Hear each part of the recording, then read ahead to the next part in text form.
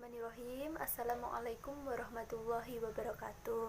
Saya Tiara Rismayanti dan saya di sini akan mempresentasikan makalah saya yang bertemakan kekuasaan absolut dan kekuasaan relatif pengadilan agama ataupun mahkamah syariah. Saya akan mempresentasikan bersama dengan rekan-rekan saya yaitu Dewi Rahmawati dan juga Eko Alfiatur Rahmaniah. Pada pertemuan awal ini saya akan menjelaskan terkait apa itu kewenangan absolut pengadilan agama dan mahkamah syariah.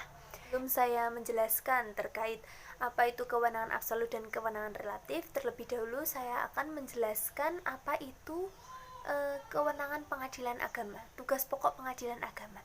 Jadi tugas pokok pengadilan agama itu yaitu untuk menyelenggarakan kekuasaan kehakiman yang mana menerima, memeriksa, mengadili, serta menyelesaikan perkara yang diajukan di pengadilan tersebut. Nah, khususnya di pengadilan agama juga ada yang namanya kewenangan absolut, kewenangan relatif. Tapi di sini saya menjelaskan terkait kewenangan absolut. Kewenangan absolut itu kewenangan mutlak yang dimiliki oleh pengadilan agama untuk menyelesaikan suatu perkara. Perkara perkawinan misal bagi orang Islam ya, yang memiliki kewenangan mutlak menyelesaikan perkara tersebut yaitu pengadilan agama gitu. Kemudian kompetensi absolut pengadilan agama ini diatur dalam Undang-Undang Nomor 7 Tahun 1989 tentang Pengadilan Agama.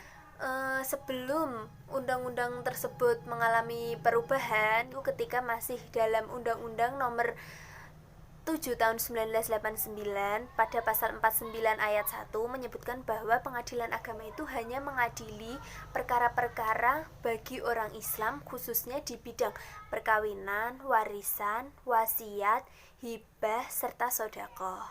Itu sebelum terjadinya perubahan. Selanjutnya di Undang-Undang Nomor 7 Tahun 1989 pasal 50 itu juga menyebutkan jika terjadi sengketa terkait bidang yang telah disebutkan dalam pasal 49 ayat 1 tadi, biasanya itu sebelum terjadi perubahan yang menangani kasus tersebut itu harus minta persetujuan, harus diputus dulu oleh pengadilan umum, kemudian baru dilaksanakan oleh pengadilan agama. Sehingga hal ini sebelum adanya perubahan itu pengadilan agama itu belum bisa berdiri sendiri gitu. Peradilan agama dudukannya hanyalah sebagai subordinat dari pengadilan umum yang mana tidak dapat memeriksa, memutus, dan menyelesaikan masalah secara mandiri.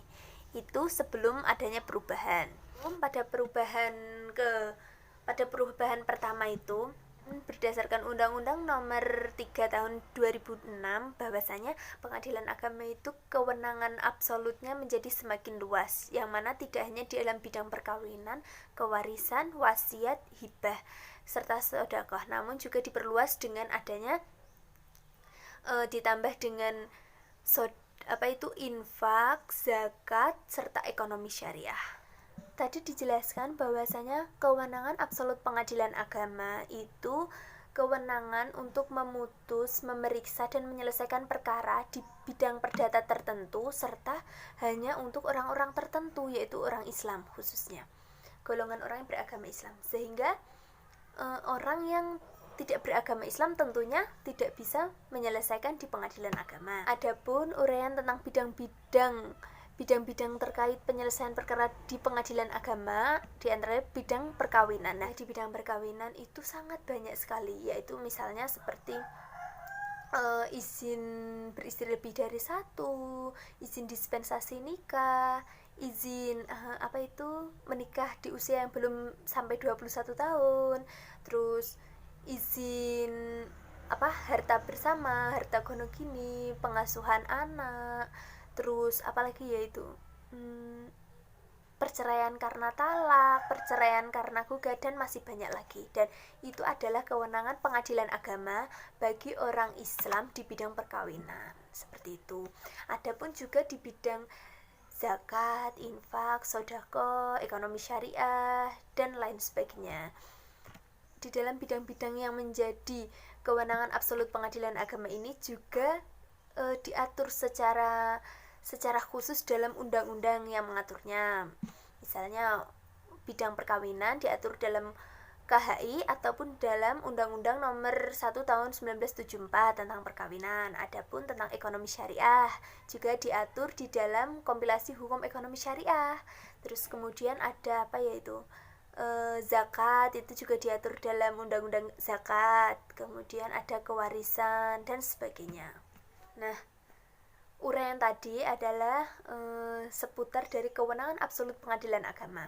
Kemudian ada juga kewenangan absolut pengadilan agama tetapi khusus di Provinsi Nanggroe Aceh Darussalam. Biasanya kita mengenalnya dengan Mahkamah Syariah. Ya, Mahkamah Syariah.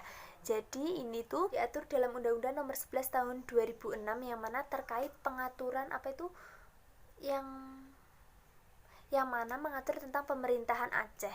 Jadi Mahkamah Syariah itu selain diatur secara khusus, pengadilan agama yang diatur secara khusus di Nanggroe Aceh Darussalam, dia itu juga memiliki kewenangan yang lebih luas, yaitu kalau di pengadilan agama pada umumnya itu kan hanya memiliki kewenangan mengadili perkara perdata. Kewenangan absolut pada Mahkamah Syariah itu dikatakan lebih luas daripada pengadilan pada umumnya. Kenapa? Karena dalam menjalankan kewenangannya itu pengadilan Mahkamah Syariah ini tuh mencakup tentang hukum keluarga atau al-ahwal asy-syakhsiyah, kemudian hukum perdata, kemudian hukum jinayat atau hukum pidana. Jadi kalau di pengadilan agama pada umumnya hanya mencakup hukum perdata tertentu, namun di pengadilan Mahkamah Syariah ini lebih luas. Yang mana kewenangan tersebut itu juga sebagian diatur di dalam qanun.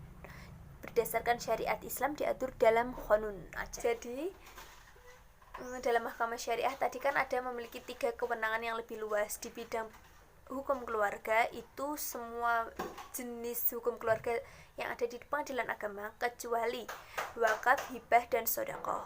Kemudian masalah hukum perdata yaitu yang meliputi jual beli, hutang piutang, muzaraah, mudharabah, dan sebagainya. Kemudian di bidang jinayah atau hukum pidana yang mana itu meliputi hudud, qisas, ta'zir, yang mana antara hudud, qisas, ta'zir itu juga dibidang-bidangkan lagi, yang mana kalau hudud itu meliputi zina, menuduh zina, itu merampok, mencuri, itu nanti hukumannya hudud. Kemudian kalau qisas itu seperti pembunuhan, penganiayaan, itu hukumannya dengan qisas. Kemudian ta'zir itu meliputi denda. Sekian pemaparan saya terkait pengadilan agama, akan dilanjutkan oleh rekan saya yaitu Dewi Rahmawati.